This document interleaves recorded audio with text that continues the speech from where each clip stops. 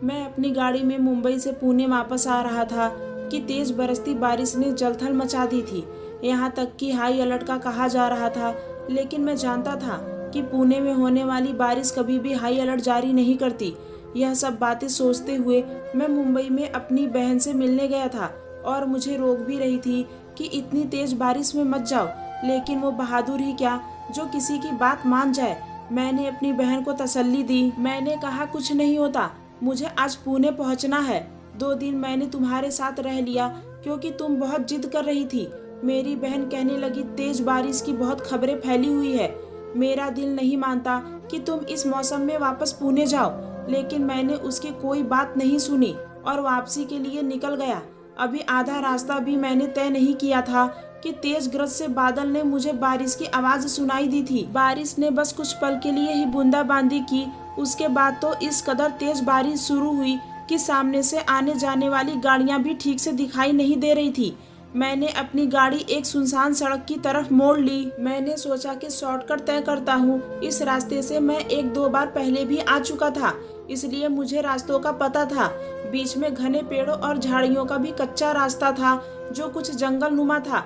मैं चाहता था कि उसको जल्द से जल्द रास्ता तय कर लूं और मैं पुणे पहुंच जाऊं, लेकिन बारिश इस कदर तूफानी रूप धारण कर चुका था कि मुझ जैसा निडर इंसान भी बौखलाकर रह गया। मैंने गाड़ी जंगल की तरफ बढ़ा दी। अभी मुझे 10 मिनट ही हुए थे। मैं जंगल के पेड़ों के बीचों बीच कच्चे रास्ते में अपनी गाड़ी आगे बढ़ा रहा था जब मुझे महसूस हुआ जैसे सामने कोई लड़की है। कुछ पल के लिए गुमान होने लगा कि इस वक्त जंगल में लड़की कैसे हो सकती है, कहीं कोई भूत प्रेत का चक्कर ना हो। यह सोचकर मुझे खौफ महसूस हुआ। वो लड़की बिल्कुल मेरे सामने गाड़ी के थी और अपने हाथ के इशारे से गाड़ी को रोकने के लिए कह रही थी। अगर वो मेरी गाड़ी के दाएं बाएं तरफ खड़ी होती, मुझे रोकने की कोशिश करती, तो शायद मैं गाड़ी ना रोकता, लेकिन वो बिल्कुल गाड़ी के सामने थी। मजबूरन मुझे गाड़ी रोकनी पड़ी। अंदर ही अंदर मैं घबरा रहा था कि कोई भी लड़की रात के 1 बजे जंगल में नहीं हो सकती। वो लड़की भागती हुई मेरी गाड़ी के फ्रंट डोर की तरफ आई। मेरी खिड़की खटखटाने लगी। मुझे खिड़की के शीशा नीचे करने का इशारा करने लगी। बरसती बारिश में वो लड़की पूरी तरह भीगी हुई थी। काफी खूबसूरत थी। उसने एक तंग और चुस्त किस्म का कपड़ा पहन रखा था जो बारिश की वजह से उसकी खूबसूरती को और बढ़ा रहा था। उस पर उसका बारीक सा दुपट्टा उसको छुपाने के लिए काफी ना था।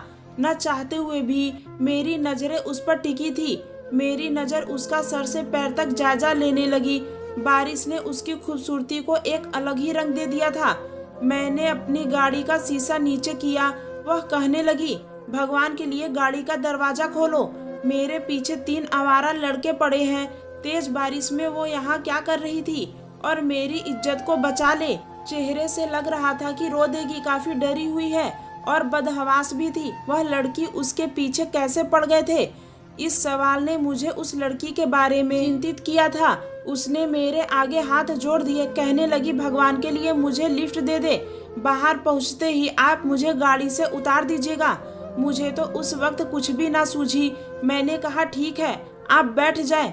मेरा यह कहना था। वह जल्दी से दूसरे फ्रंट डोर की तरफ आई और दरवाजा खोलकर अंदर बैठ गई। उसने दरवाजा बंद किया। कहने लगी, जल्दी जल्दी से चले, कहीं वो लोग मेरे पीछे ना आ जाए। वो बार बार पीछे की तरफ देख रही थी। मैंने गाड़ी स्टार्ट करके आगे बढ़ा दी। बार बार वो मुझसे कह रही थी, गाड़ी की स्पीड तेज रखिए। मैंने कहा कि आप यहाँ जंगल में पहुंची कैसे? मेरे सवाल पर वह कुछ घबराई हुई थी। मेरी बात का जवाब देने के बजाय कहने लगी, पानी है आपके पास? मुझे बहुत प्यास लगी है। मैं अक्सर गाड़ी में पानी की बोतल रखता था, इसलिए मैंने पिछली तरफ से पानी की बोतल उठाई और उसकी तरफ बढ़ा दी। उसने वो बोतल खोली और घुट घुट पानी पीने लगी, साथ ही बाहर देखने लगी। मैं जो इस इंतजार में था कि वो मुझे यहाँ जंगल में पहुँचने की वजह बताएगी, लेकिन उसने मुझे कोई भी जवाब नहीं दिया। उसके चेहरे की बदहवासी और घबराहट काफी हद तक कम हो चुकी थी। मैंने कहा, मैडम आप इस वक्त जंगल में कैसे पहुंची? मेरे दोबारा सवाल करने पर वह मुझे तिरछी नजर से देख रही थी। कहने लगी, मेरी गाड़ी खराब हो गई थी। मैं बहुत परेशान थी। रास्ता सुनसान था। मैं गाड़ी में बैठी हुई थी कि वहाँ पर कुछ आवारा लड़कों की गाड़ी गुजरी। मेरी गाड़ी को देखकर वह गाड़ी रुक गई। मुझे गाड़ी में अकेला देखा तो वह लड़के मेरी गाड़ी का दरवाजा खटखटाने लगे। उनसे अपनी इज्जत बचाने की खातिर मैंने पिछले तरफ का दरवाजा खोला और लोग जैसे ही मेरी गाड़ी में बैठे, मैं अगला दरवाजा खोलकर गाड़ी से निकलकर भागने लगी और लोग मेरा पीछा कर रहे थे। इसलिए मैंने जंगल का रास्ता अपना लिया। भागते भागते मुझे आपकी गाड़ी नजर आई। उसकी बात सुनकर मैंने कहा कि आप करजत में कहाँ रहती हैं? कहने लगी, आपको मुझे घर छोड़ने की जरूरत नहीं है, बस आप मुझे सिर्फ करजत तक पहुंचा दे। करजत पहुंचते ही मैं आपके गाड़ी से उतर जाऊंगी। मैंने कहा कि आप अकेले गाड़ी में सफर क्यों कर रही थी, वो भी रात के इस पहर। उस वक्त रात के 2 बज रहे थे और एक लड़की का उस वक्त सुनसान सड़कों पर सफर करना मेरी तो समझ से बाहर था, और वो भी अकेले। मेरे सवाल पर वह फिर से मुझसे नजरें चुराने लगी। साफ लग रहा था कि जैसे वह इस बात का जवाब नहीं देना चाहती है।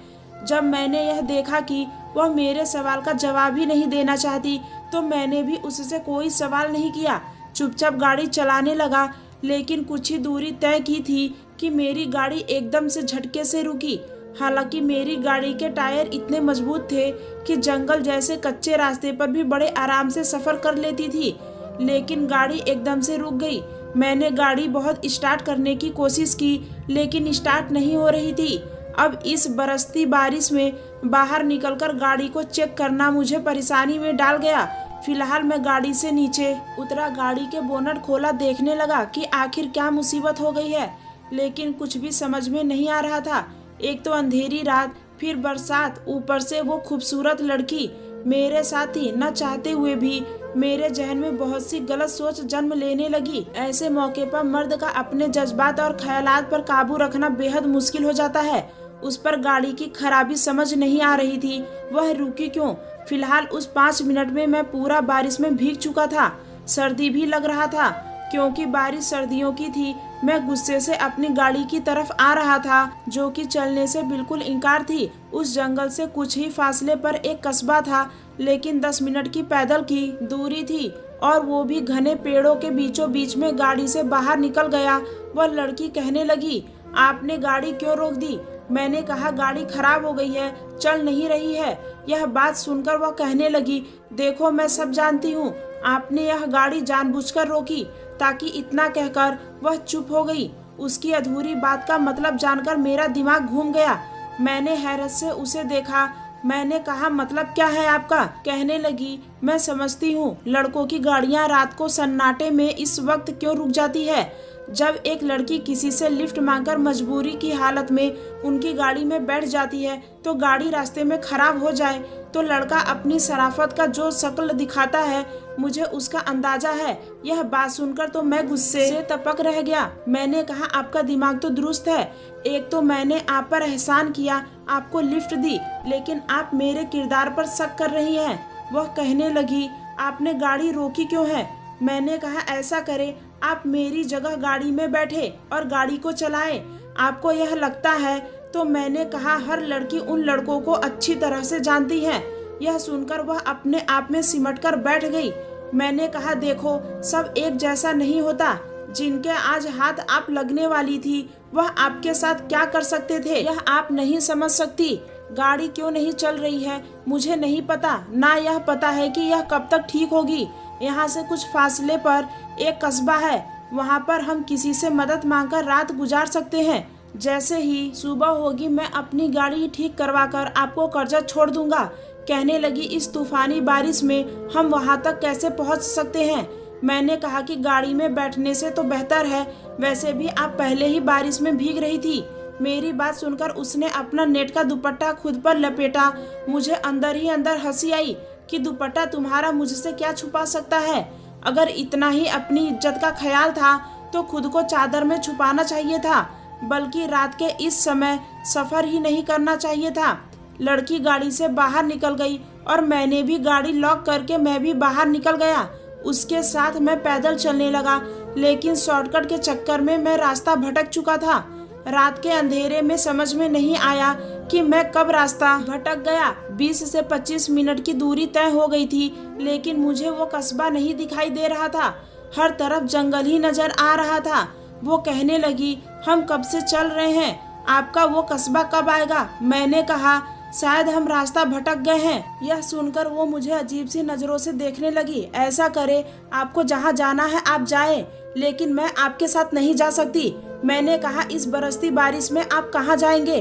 कहीं भी जाऊं, मुझे आपकी नीयत ठीक नहीं लगती। यह कहकर वो अकेले ही दूसरी तरफ चली गई।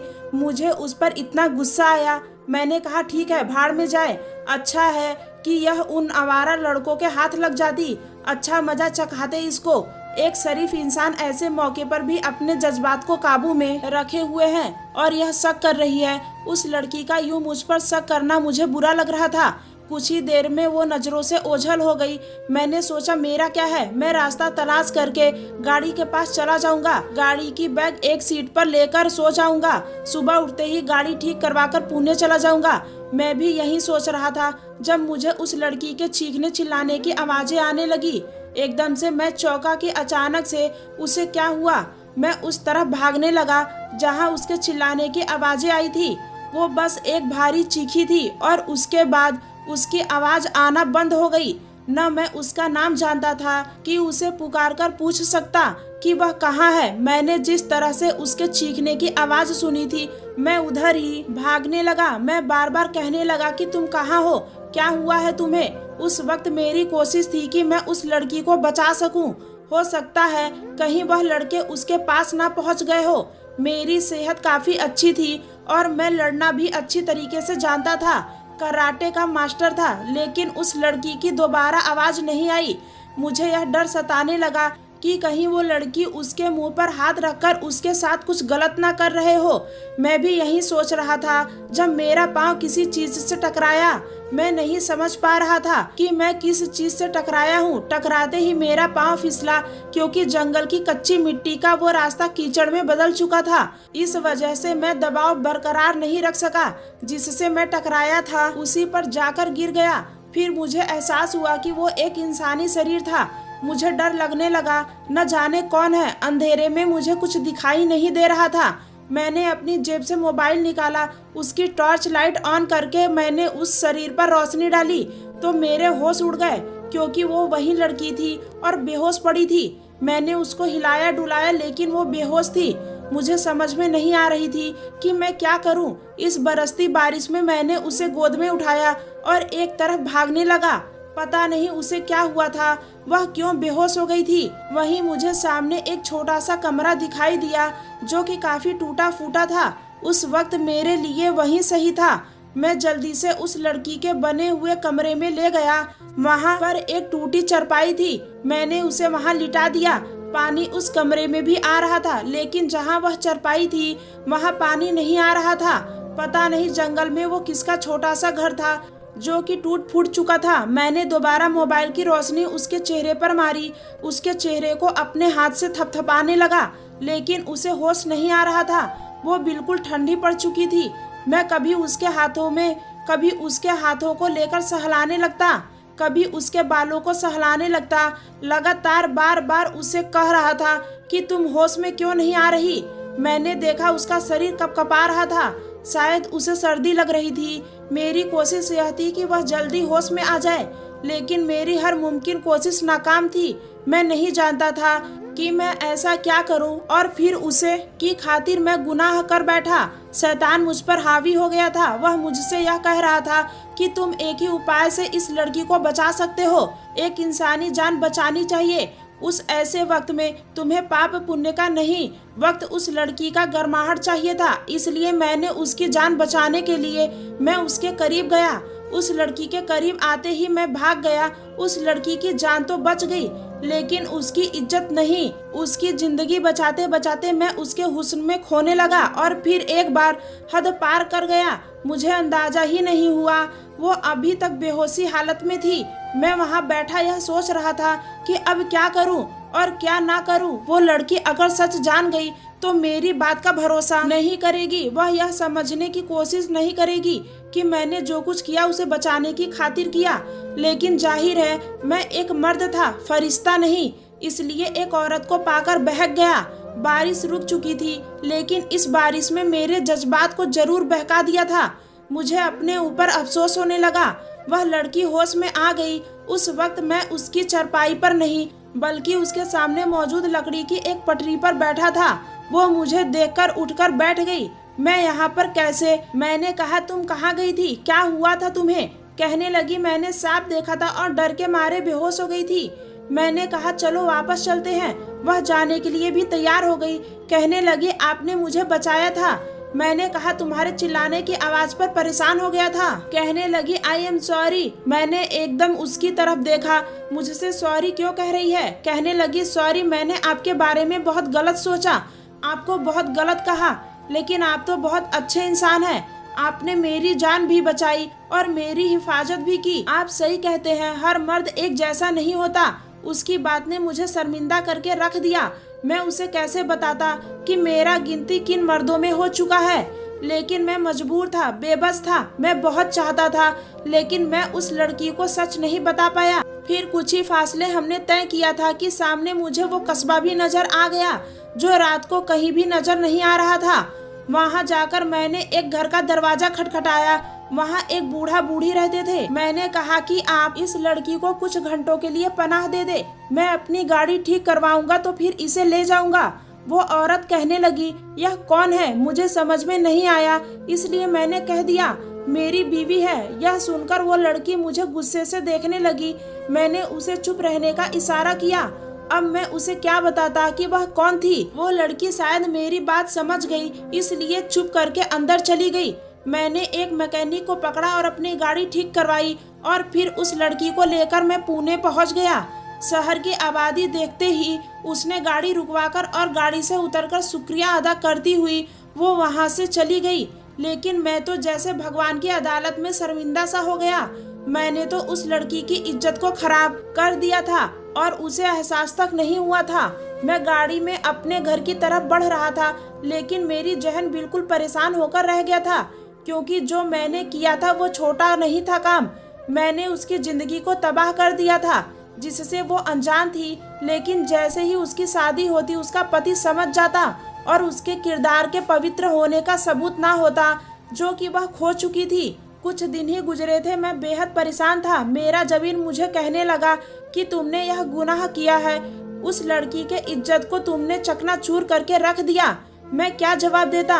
मेरे पास कोई भी जवाब नहीं था। 1 माह गुजर गया। मुझे एहसास हुआ कि मुझे उस लड़की को सच बता देना चाहिए। मैंने इससे पहले कभी ऐसा गुनाह नहीं किया था, इसलिए मेरे दिल में उस लड़की के लिए इस कदर अफसोस था कि मेरे बयान से बाहर था। फिर मेरे जहन में यह ख्याल आया कि मुझे उसे अपना लेना चाहिए, क्योंकि उस लड़की का पति उसको जहनी दबाव दे देकर मार डालेगा या फिर उसे छोड़ देगा। उस लड़की की तलाश मैंने उसी वक्त शुरू कर दी। उस लड़की की तलाश कैसे करनी है मुझे कुछ पता न था। ना मुझे उसका नाम पता था, ना उसके घर का पता था, ना उसके बारे में कोई ऐसी जानकारी थी कि मैं उसे ढूंढ सकता। और फिर मुझे यह खौफ भी थी कि वह मुझे बहुत बुरा भला कहेगी। कुछ माह बाद मैंने अपनी माँ को हॉस्पिटल लेकर पहुँचा था। उनका बीपी बढ़ गया था। वहीं पर मैंने देखा यह तो वही लड़की है, लेकिन उसके वजूद को देखकर मुझे झटका लगा था। वो लेडी डॉक्टर की मिन्नत कर रही थी कि उसका बच्चा गिरा दे। लेडी डॉक्टर कहने लगी, 3 माह गुजर गए हैं, अब मुमकिन नहीं है। यह सुनकर वो लड़की कहने लगी, मेरी शादी के लिए रिश्ता ढूंढ रहे हैं और अगर आपने यह काम नहीं किया तो मैं बर्बाद हो जाऊंगी। लेडी डॉक्टर कहने लगी कि इस तरह के गुनाह का यही अंजाम होता है। वो रोने लगी, कहने लगी, मेरे साथ जाति की गई है और मुझे यह नहीं मालूम कि वो शख्स कौन है। यह सुनकर मैं अपने अंदर शर्मिंदा होकर रह गया था। मैंने उस लड़की का पीछा किया। जैसे मेरी माँ ठीक हुई, मैंने उस लड़की के घर रिश्ता भेज दिया, जो कि मंजूर हो गया था। मैंने शुक्र किया, क्योंकि मैं नहीं चाहता था कि वह बच्चा गिराए। वह दुल्हन बनी मेरे कमरे में बैठी थी। जैसे ही मैंने उसका हाथ पकड़ा, उसने आश्चर्य से मुझे देखा। वो बहुत हैरान हुई, कहने लगी, आप? मैंने कहा, जी मैं। वह कहने लगी, मैं आपके काबिल नहीं हूँ, इसलिए आप मुझे तलाक दे दे, क्योंकि मैं शादी के काबिल नहीं रही। लेकिन मैंने उसकी एक नहीं सुनी। मैंने उसे सच बता दिया। मैंने कहा कि जो चाहे मुझे सजा दो। वो रोने लगी, कहने लगी, आपने मेरी जिंदगी बर्बाद करके रख दी। उसे यह सब समझने में कुछ वक्त लगा था, लेकिन फिर वह मुझसे ठीक हो गई थी, क्योंकि मैं अपनी गलती स्वीकार कर चुका था। मैंने उसे अपना लिया था। आप बताएं, क्या मैंने ठीक किया? अगर स्टोरी पसंद आई हो तो प्लीज़ मेरे चैनल को सब्सक्राइब करें, वीडियो को लाइक करें। धन्यवाद दोस्तों।